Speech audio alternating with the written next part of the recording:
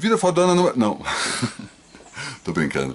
Bom dia, eu sou Alexandre Matias, essa é a terceira edição do Diário de Quarentena, Climatias, versão adaptada aí para esses dias de autoclausura e justamente para a gente pensar o que a gente pode fazer nesses tempos de autoconfinamento, né, enquanto as autoridades, quais, né, não tomam nenhuma providência em relação a isso, e as pessoas continuam fazendo as mesmas coisas de sempre, como se tivéssemos uma gripezinha, né, que acharam que era, né, infelizmente não é isso, é sério, fiquem em casa, saiam pouco, saiam só para as coisas que realmente precisam. É, eu tomei essa providência de pensar justamente o que a gente pode fazer enquanto está confinado, né? Não só coisas para consumir em casa, mas também coisas para não pirar. E aí, continuando a dica que eu comecei na semana passada, ó, na edição de ontem, que eu falei que é legal cogitar trocar a noite pelo dia.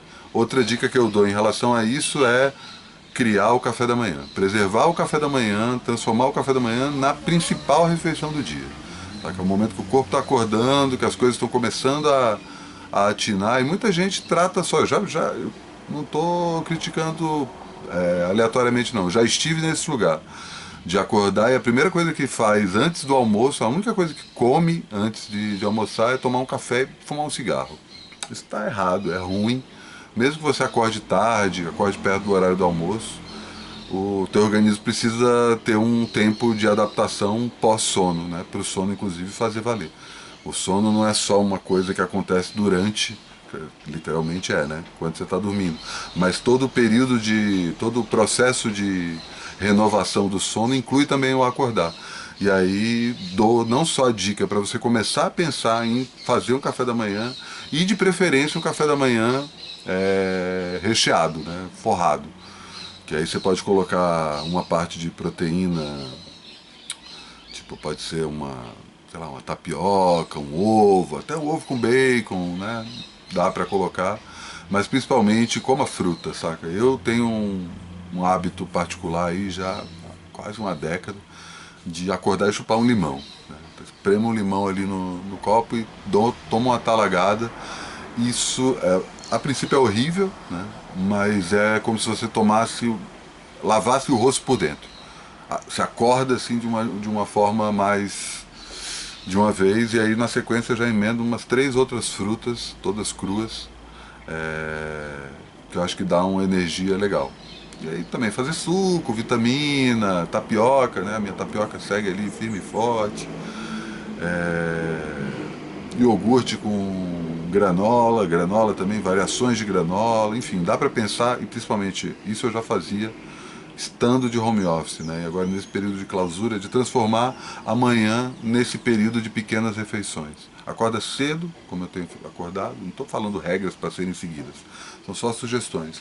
Acordo 6, 7 horas, aí já manda essa sequência de frutas, espera um pouco, toma água, isso aí também é importante por conta da epidemia, tomar água sempre, sempre lembrar de tomar água. E aí já vai alternando aí as horas com essas pequenas refeições, um ovo frito, uma tapioca, uma granola, de forma que quando você chegar na hora do almoço, você não vai estar esfomeado querendo matar um pedação de carne mesmo, porque a tendência é que a gente perca os restaurantes aí nas próximas semanas e as grandes refeições, a não ser as pessoas que realmente sabem cozinhar, vão ficar cada vez mais restritas. E, enfim, é uma questão que depois eu vou falar disso. Mas de cara, essa é a dica de hoje. E eu comecei esse programa falando do Vida Fodona. Muita gente não sabe que eu tenho um podcast desde 2006. Inclusive, toda essa loucura desse ano me fez esquecer o aniversário do Vida Fodona. O Vida Fodona completou 14 anos agora no final de fevereiro. Fiz com o meu grande irmão, saudoso Fred Leal. A gente começou quando a gente foi para Recife em 2006, a gente fez uma palestra no Porto Musical, falando sobre como as pessoas vão se comunicar com memes nos próximos anos. Engraçado, né? Isso em 2006. Não tinha nem Facebook, nem Twitter, não tinha rede social como a gente conhece hoje. O Orkut já existia, mas a gente já estava falando disso. E logo nessa época também teve o primeiro boom do podcast e eu acabei aderindo a esse formato, que a princípio, como a gente estava no carnaval no Recife, a primeira versão do Vida Fodona era mais jornalística, então tinha muita entrevista, era basicamente isso, não tinha música.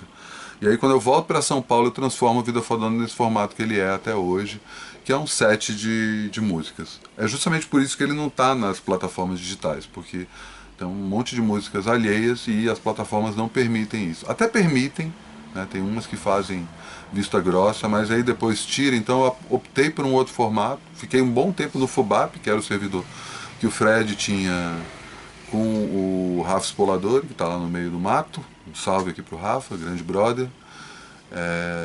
E o Fubap acabou e aí eu não consegui retomar. De um tempo eu fiquei no Spotify, mas não rolou, saca? Era mais uma playlist do Spotify, não tinha minha apresentação. E eu retomei nesse Podbean, que tá lá o link, dá pra ouvir no Trabalho Sujo, tem o player lá. Tem muita gente que assina o Podbean por causa do Vida Fodona, já vieram me falar. Eu nem sei como ele se comporta como aplicativo, eu simplesmente publico lá porque funciona. Então, acabei de subir um programa novo, e fica aí essa outra dica também para você conhecer e baixar, né? Porque dá para baixar e ouvir em casa, enfim, playlists que eu faço com diferentes intuitos. Tem muitos que pensam muito na parte de pista de dança, né? Porque discoteca, e a tendência é aumentar uns desses, porque sem festa, cara, eu preciso discotecar de um jeito ou de outro. Não faço festa para ganhar dinheiro, propriamente dito. Eu faço festa porque eu gosto de dançar e fazer as pessoas dançarem. E aí, né, nesses tempos de quarentena, o jeito vai ser fazer isso remotamente. Mas o programa de isso eu também estou falando para dizer que eu não vou mais tocar músicas nesse Climatias, porque isso barra em direito autoral no YouTube e eventualmente eu posso migrar 100% para o YouTube. E aí se eu ponho uma música ou se eu tenho no meu arquivo um programa que tem uma música tocando, eles podem gongar o meu canal inteiro. Enfim, essa época bizarra que a gente está vivendo. Mas vamos falar muito de música hoje. Primeira dica: Livraço. Nossa Banda Podia Ser Sua Vida, do Michael Ezerhard. Isso é uma bíblia do rock alternativo, foi lançado no final acho que no ano 2000 especificamente. O Michael Ezerhard é um jornalista, né? Veio para São Paulo, inclusive, na última Sim São Paulo, penúltima Sim São Paulo, final de 2018. Conheci ele, gente finíssima, e ele fez essa compilação de mini biografias de bandas que entre o começo dos anos 80 e o final dos anos 90 transformaram aquele ímpeto do punk inicial, do faça você mesmo, em uma cena que se consolida no decorrer dos anos 80 nos Estados Unidos e vai ganhar maior destaque com o estouro do Nirvana, em 91. E ele conta a história, né? Cada capítulo é dedicado a uma banda diferente. Fazendo um resumo básico aqui: Black Flag, Minutemen, Mission of Burma, Minor Threat, Husker Du, Replacements, Sonic Youth, Butthole Surfers, Big Black, Dinosaur Jr., Fugazi, Mudhoney e Beat Happening. Bandas que muita gente conhece, outras bandas muita gente nem ouviu falar. Quando o livro saiu eu já conhecia todas, mas foi bem na época em que o Napster apareceu, em que o MP3 tinha mostrado que dava para conhecer todas as músicas do mundo. Então, quando eu li o livro em inglês, na época você podia também comprar livros da Amazon bem barato, né? Então, acho que era bem na época que o dólar tinha estourado, mas enfim, consegui ainda comprar. Tinha o hábito de comprar esse livro e ele botou um monte de histórias, né, porque são pequenas biografias, mas tem um fio condutor principal que é justamente a consolidação desse mercado. Algo que a gente tem assistido no Brasil no começo desse século, né? É um livro que eu recomendo, inclusive, para quem não gosta desse tipo de som. Lamento, né, porque todas são baitas bandas. Ele também traça esse fio condutor entre esses diferentes artistas, né? Bandas de hardcore e que a gente depois começa a chamar de indie, estão no mesmo barco. Estou citando esse livro também porque ele foi lançado em 2018 pela editora Powerline, do meu brother Leandro Carbonato, fica aqui um salve para ele também. E ele lançou em português, a tradução, e como eu traduzo livros, né, tem muita gente que também não sabe isso, a tradução ficou por conta do... Vou falar aqui certinho, é o Zé Augusto Lemos, né, o Scott, que foi o primeiro editor da Bis, e a Marina Melkers, que eu não conheço, mas como eu sou tradutor, li de novo no final do ano passado para ver se a tradução estava legal. Eu gosto de ler livro, eu tenho essa, na verdade é um tique, né, de, tipo, parece que quando eu leio um livro traduzido eu fico caçando os erros de tradução. Quem traduz sabe como é que é isso. E acabei relendo. O livro tem várias qualidades, né? A principal delas é que ele é engraçado pra cacete, várias histórias boas, mas o que eu recomendo é ler esse livro, principalmente comprar a versão em português, porque é de um pequeno produtor, e aproveitar esse momento para conhecer as discografias de cada uma dessas bandas. O livro é bem cronológico, ele conta a história das bandas a partir dos lançamentos dos discos, então tem uma coisa de acompanhar isso. Vou chamar aqui, né? Já estou chegando quase uns 15 minutos, falo pra caralho, né? Ia ter outras dicas para hoje, mas deixa para amanhã. E vou chamar aqui meu brother Luiz Patoli, que é quem vai dar a dica de hoje. Várias dicas boas. Fala aí, Luiz. E aí, tudo bom? Sou Luiz Patoli. Vou dar algumas sugestões aí para o Climatias de hoje. A primeira delas é o site Panelinha, da Rita Lobo. É um site de alimentação saudável, culinária, dicas de receita.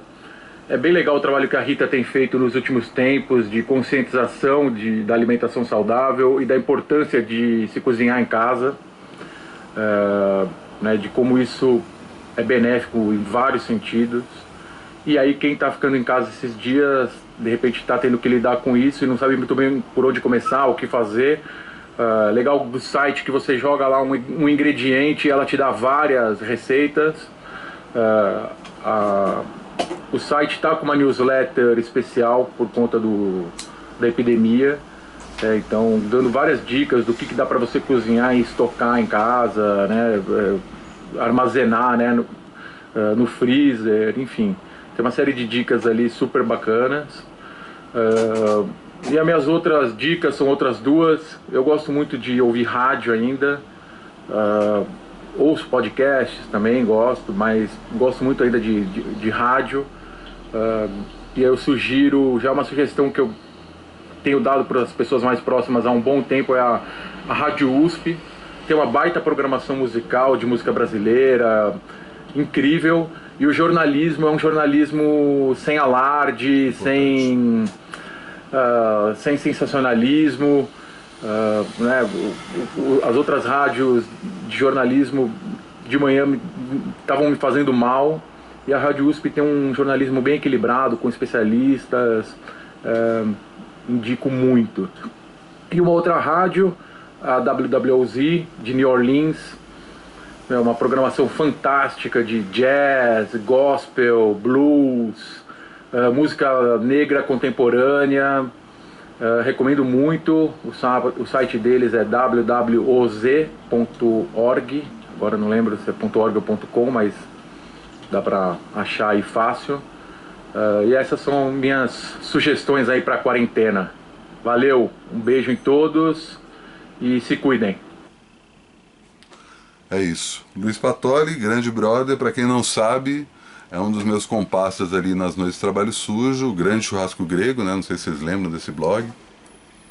E um dos grandes conhecedores de samba paulista, especificamente do carnaval paulistano, e de várias outras coisas, né? Valeu, Zaço, pela dica. Tamo junto, Luiz. E acho que é isso, né? Eu ia falar mais coisa, vou só deixar um spoilerzinho para amanhã. Quem sabe, sabe. E desculpem o atraso, mas continuamos aí em quarentena com novidades todos os dias. Cuidem-se, lavem as mãos e até amanhã.